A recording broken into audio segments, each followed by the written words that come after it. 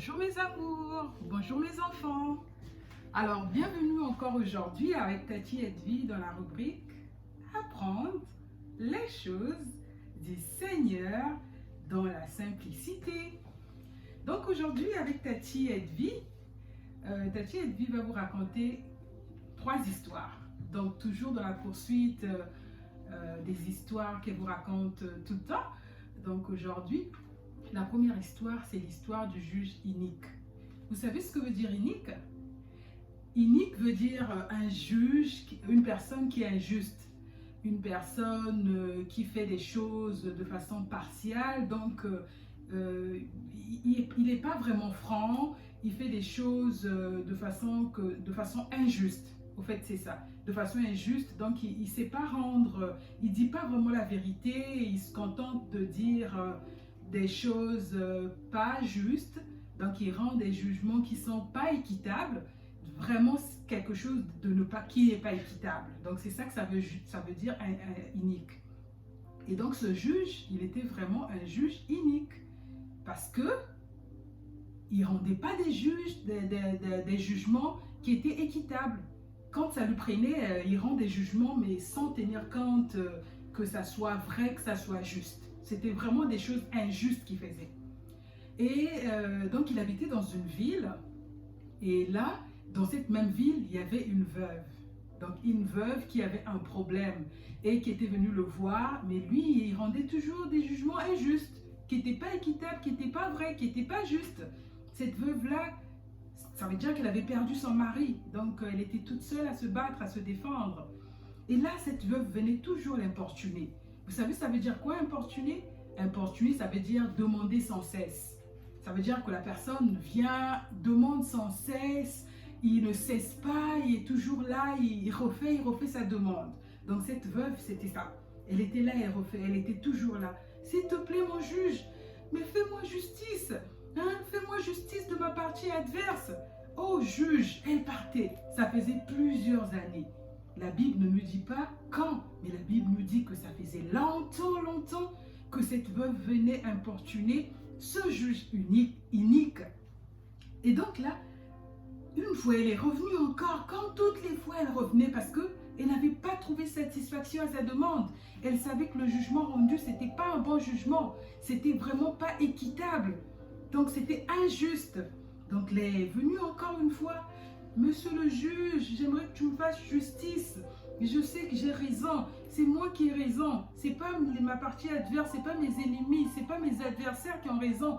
Mais tu n'avais pas rendu le bon jugement. Fais quelque chose pour moi. Et là, le juge, il était genre tanné. Il dit, je suis fatigué de cette dame-là, cette veuve-là, vraiment, qui vient m'importuner tout le temps, qui vient toujours me demander la même chose. Ah, je suis vraiment fatigué. Et là, il dit, quoique je ne craigne pas Dieu, parce que le juge inique, quand tu fais des choses qui ne sont pas justes, tu sais que c'est injuste, mais tu les fais. C'est parce que tu es une personne, tu ne crains pas Dieu. Tu n'as pas de crainte de Dieu, parce que Dieu nous demande d'aimer les autres. Dieu nous demande de dire la vérité. Dieu nous demande de ne pas être hypocrite. Quand tu as fait quelque chose, tu l'avoues. Quand tu sais que c'est l'autre qui l'a fait, tu dis oui, l'autre avait raison, c'est un tel qui a fait la chose. Ne pas être genre, ah non, je ne sais pas. Parce que Dieu, il n'aime pas aussi les tièdes. Dieu, il n'aime pas des gens qui n'ont pas de position. Il faut donner sa position. Quand tu sais que ce n'est pas toi ou que c'est l'autre, mais tu dis que ce n'est pas toi, tu dis que c'est l'autre. Mais quand tu sais aussi que ce n'est pas l'autre et que tu ne sais pas, tu sais que ce n'est pas toi, ce n'est pas aussi l'autre, ne mens pas. Ne dis pas, ah, c'est pas moi, je pense que non. Ne suppose pas. Tu dis, c'est pas moi et je ne sais pas. Tu ne sais pas, tu n'inventes pas. Ok, mes enfants? C'est comme ça que vous serez des grands enfants, vous allez être des grands médecins, vous allez être des grands docteurs, de grands avocats et des grands juges aussi. Mais pas comme le juge inique. Vous allez être des grands juges, des grands magistrats, mais pas comme le juge inique, parce que vous allez rendre des verdicts qui seront équitables. Et là, il dit, même si je ne crains pas Dieu, parce qu'il savait qu'il ne craignait pas Dieu, il dit, même si je ne crains pas Dieu, je suis méchant, je fais des choses comme bon me semble, je me coupe pas des autres. Les autres, c'est pas mon problème. C'est moi qui compte et c'est moi le centre de tout, c'est moi. Les autres, vraiment, je m'en tape, je m'en fous un peu, là, excusez-moi le terme, mais je m'occupe pas des autres, c'est moi qui compte. Et là, il dit, même si je suis méchant à ce point, je ne crains pas Dieu,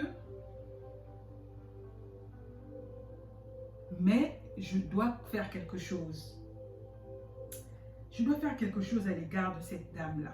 Parce que là, ça commence vraiment à me taper sur les nerfs, ça commence vraiment à me tanner. Non, je vais faire quelque chose.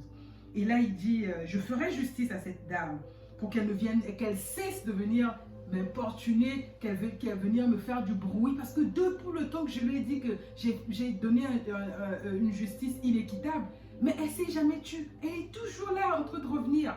Je vais faire quelque chose pour elle. Et donc là, il rendit le bon jugement. Il rendit le bon jugement pour la dame. Vous voyez, elle n'avait pas cessé. Elle était constante. Elle était là, elle était toujours là. Et là, on avait rendu le bon jugement en sa faveur. Et le Seigneur Jésus-Christ nous dit, si cette veuve-là, ce monsieur-là avait rendu un bon jugement pour cette dame-là, et Dieu ferait-il pas justice à ces élus qui crient nuit et jour? Et tardera-t-il à leur égard? Je ne pense pas, parce que Dieu, c'est le meilleur papa. Si même les hommes que nous sommes, nous savons faire du bien, combien plus forte raison notre Dieu, le Seigneur Jésus-Christ.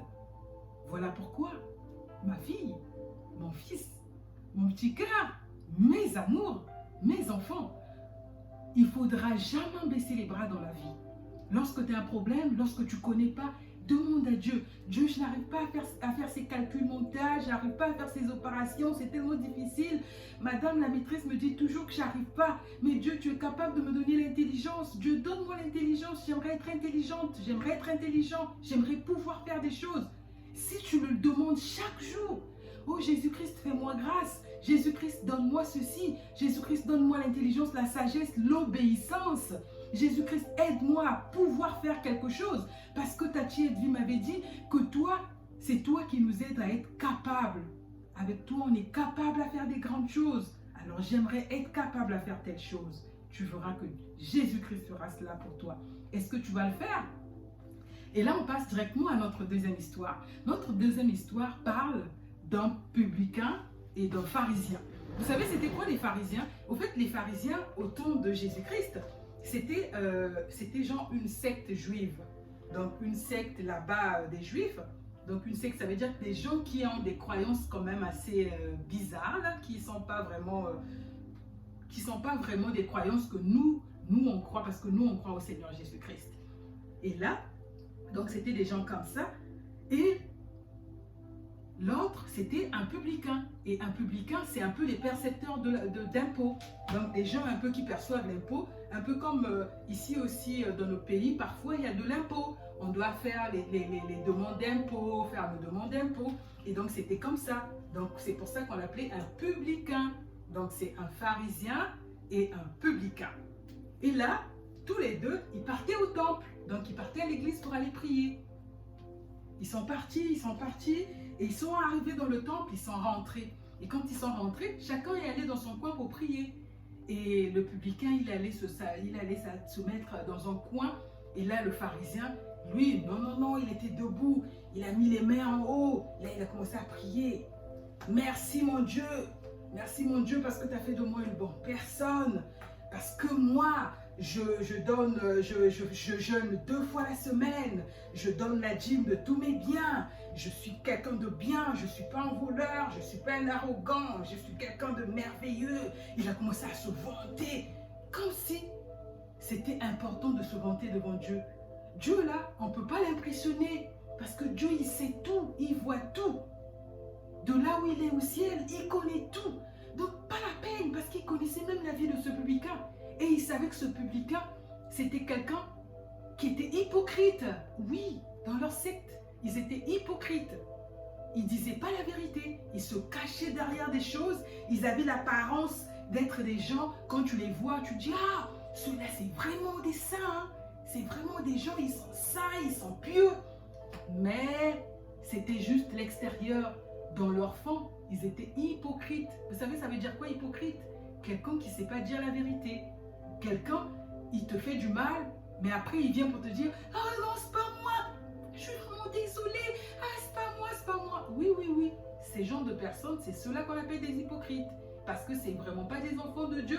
Ils n'aiment pas dire la vérité.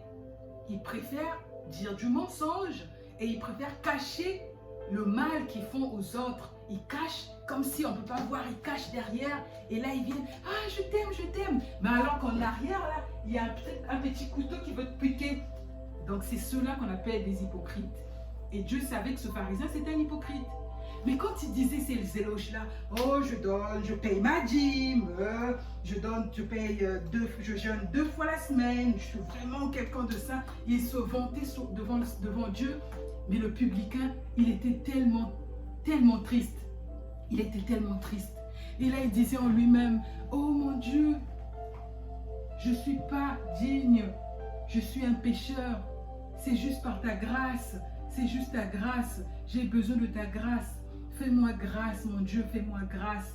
Parce que sans ta grâce, je suis perdu. Il était là, il se demandait, ah Dieu, fais-moi grâce. Je ne suis pas digne, je ne suis même pas digne de relever mon visage. Il était là tout courbé, tout triste. Et là, à la fin, Jésus a dit à ses disciples, parce que c'était une parabole qu'il leur racontait, un peu comme des histoires que Tati Edvi a entendu Jésus-Christ raconter à ses disciples et qu'elle vous raconte aujourd'hui.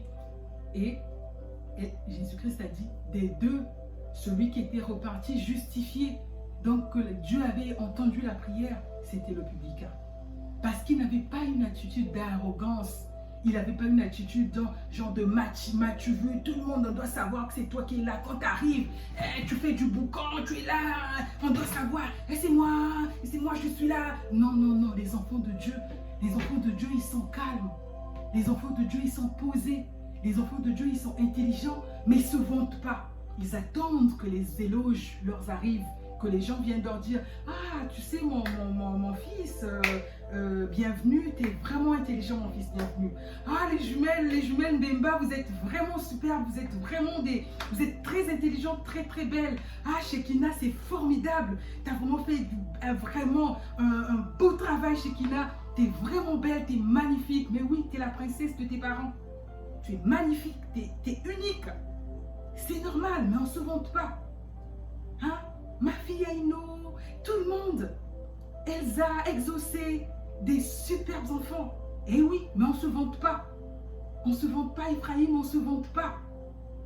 Parce que on est des enfants de Dieu. Et nous,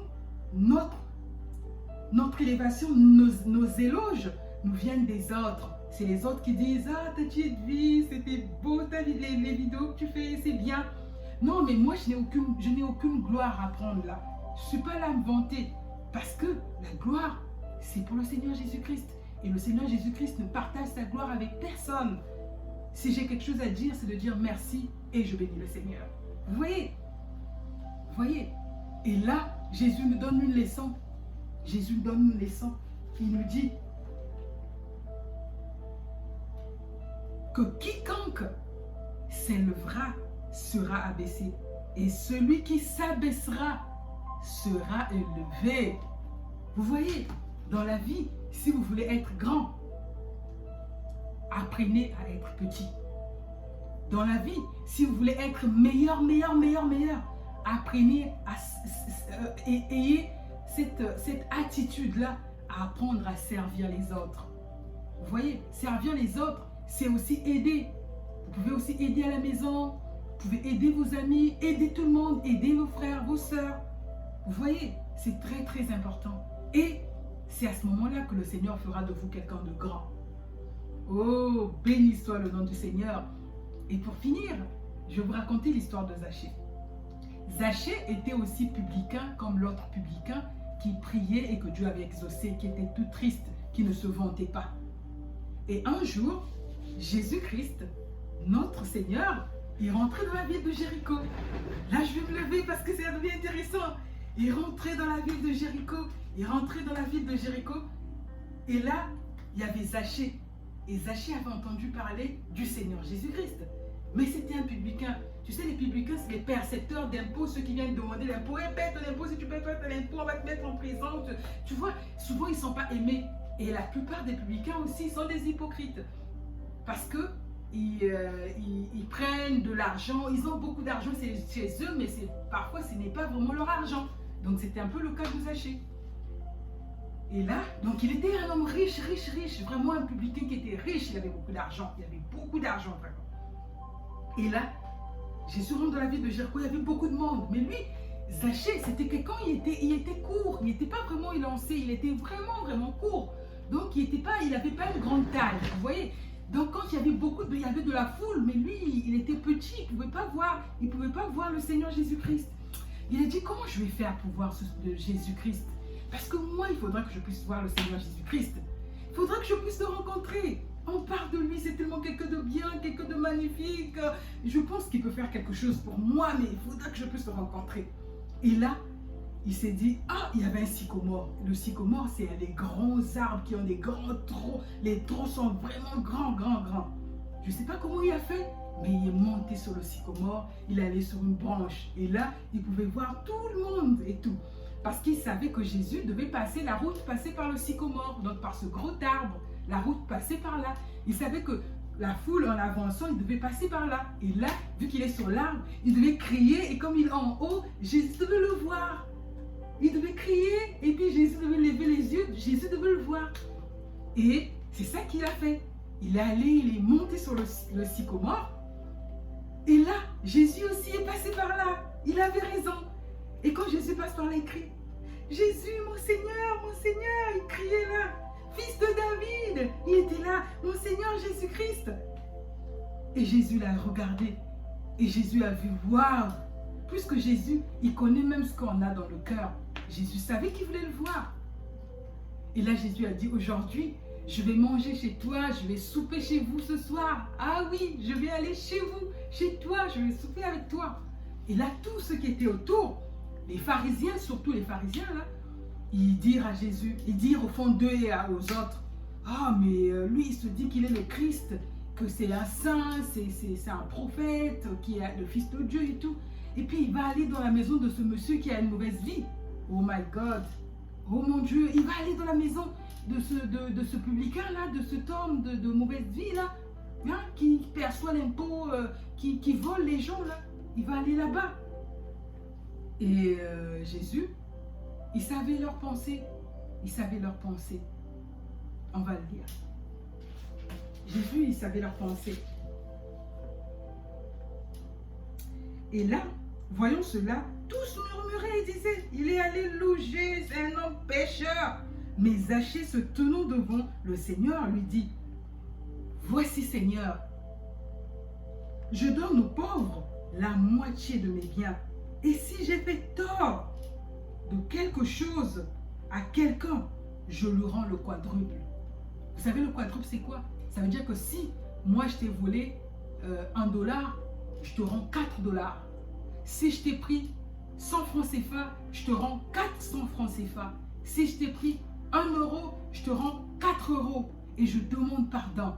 Zachée lui a dit, je sais ce que les gens pensent, les gens disent que je ne suis pas quelqu'un de bien et tout, mais Seigneur Jésus-Christ, je suis sincère, j'aimerais vraiment que tu m'aides, je suis sincère, je vais réparer ce que j'ai fait, je vais réparer mes torts. Ça veut dire que je vais aller m'excuser.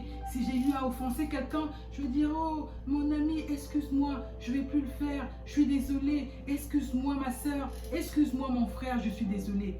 Et ça, c'est la bonne attitude des enfants de Dieu. Les enfants de Dieu, ils savent s'excuser, même envers les parents. Quand j'ai fait quelque chose de mal, je viens, je dis, maman, je suis désolée, excuse-moi, je ne vais plus refaire. Et oui, et je fais attention à ne plus refaire cela. Parce que si je m'excuse et je refais la même chose, ça, c'est pas des bonnes excuses, hein.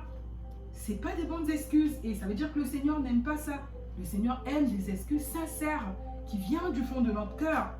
Vous voyez? Et quand on le dit, on le pense et on fait attention à ne plus refaire les mêmes bêtises, à ne plus refaire les mêmes erreurs, à ne plus refaire les mêmes choses. Le Seigneur savait que Zachée était sincère parce que le Seigneur lui voit au fond de nos cœurs. Eh oui. Et là, Zachée disait, si j'ai fait du tort, je vais réparer, je vais donner. Ça avait tellement plu au Seigneur parce que le Seigneur avait vu la sincérité de son cœur. Et le Seigneur a dit, ta foi t'a sauvé, Zachée. Le salut est rentré dans ta maison. Le salut est rentré dans ta maison. Oh, glory! Amen! Amen. Ça veut dire qu'avec le Seigneur, quelles que soient nos fautes, quel que soit ce qu'on peut faire, même si les gens peuvent dire qu'on n'est pas bon, qu'on est pécheur, qu'on fait quelque chose de mal, ça c'est pas grave. Ce qui compte, c'est l'attitude que tu vas avoir en face du Seigneur. Est-ce que tu seras sincère à dire Seigneur, j'ai fait ça, maman m'avait demandé de faire la vaisselle, de faire la lessive, je n'ai pas voulu, j'ai ruminé, j'ai dit des paroles blessantes, mais je me suis excusée, je suis désolée, je ne suis pas censée le faire. Tu vois, le Seigneur il aime ça et le Seigneur va te bénir. Dans tout ce que tu feras, le Seigneur va te bénir. Tu seras un enfant qui sera un enfant béni. Parce que l'obéissance, surtout aux parents, c'est la plus grande des choses. Prochainement, Tati va vous parler des commandements du Seigneur. Mais parmi les commandements du Seigneur, le 6e commandement du Seigneur, c'est honore ton père et ta mère afin que tu puisses vivre longtemps sur cette terre. Tu vois, pour avoir une longue vie, pour vivre longtemps, le Seigneur nous demande d'honorer notre papa et notre maman, oui, d'avoir du respect, d'avoir de l'obéissance. L'obéissance, ça veut dire quand on te demande quelque chose, si ce n'est pas quelque chose de mal, tu es censé le faire, oui, parce que tu es un enfant et tes parents, ils ne peuvent pas te demander des choses pour te faire du mal. Non, non, non. Même si aujourd'hui tu ne le sais pas, c'est toujours pour ton bien. Alors Tati Edvi t'aime très très très fort, ne l'oublie pas. Je fais des gros bisous à mes enfants. Sarah, Rebecca, Daniel, Ephraim, Esther. Oh là là, ils sont tellement Othniel. Tous mes enfants, Caleb, Ethan, Nathan, Yohan, Théophile, Jemima, Junior, Billy, tout le monde, Elsa Exaucé, Oriane, tous mes enfants, tout ce que j'ai pas cité, les Jourdain, les Myrfen, tout le monde, partout, les allégresse, tout le monde, je vous aime très très fort, que Dieu vous bénisse richement, et fasse de vous des enfants obéissants, des enfants vraiment obéissants pour sa parole, que Dieu vous bénisse, Keren Hope, je vous aime très très fort, et je vous dis à une prochaine fois dans la rubrique Apprendre les choses du Seigneur dans la simplicité. Bye bye mes amours. Bye bye mes amours.